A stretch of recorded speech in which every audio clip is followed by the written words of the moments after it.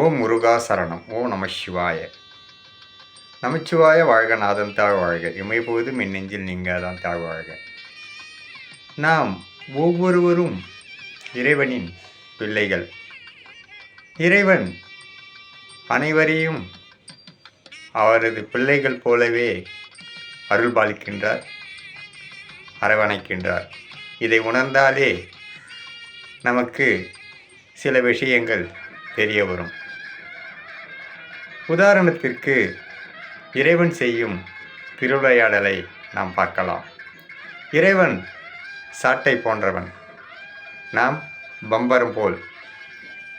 இறைவன் தனது சாட்டையால் இந்த பம்பரத்தை வேகமாக சுழற்றி விடுகின்றான். இதில் நாம் எவ்வளவு சுழல முடியுமோ சுழன்று நமது ஆட்டத்தை ஆடுவதை இறைவன் கண்டு ரசிக்கின்றான்.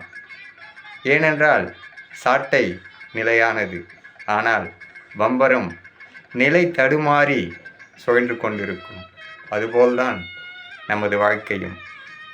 நாம் ஆடும் ஆட்டத்தை பார்த்து ஆடு, எவ்வளவு வேண்டுமானாலும் ஆடு, நீ ஆடிய ஆட்டம் ஒரு முறை முடிவுக்கு வரும் என்று இறைவன் வேடிக்கை பார்ப்பதே அவருடைய திருவிளையாடல்.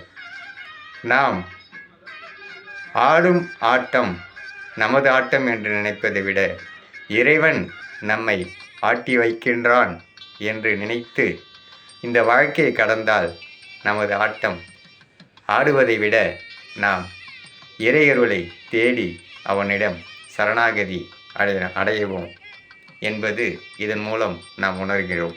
பிரபஞ்ச கூற்று.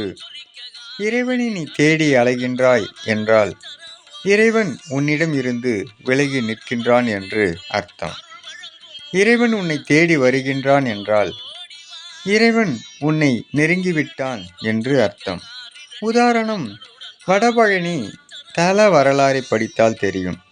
இறைவன் பக்தனுக்காக தேடி வந்தவர்தான் வடபழனி முருகன். உண்மையான இறைபக்திக்கு இறைவனே ஓடோடி வருவான். ஏனென்றால் இறைவன் போன்ற குழந்தை மனது இங்கு யாருக்கும் வராது. அதேபோல் சோதனை செய்வதும் இறைவனை மிஞ்ச முடியாது. அப்பன் முருகன் அருளால் சகலமும் பெற்று வளமுடன் நலமுடன் வாழ்க. ஓம் முருகா சரணம். வெற்றிவேல் முருகனுக்கு அரோகரா. முருகனின் மகன் ரவி முருகன்.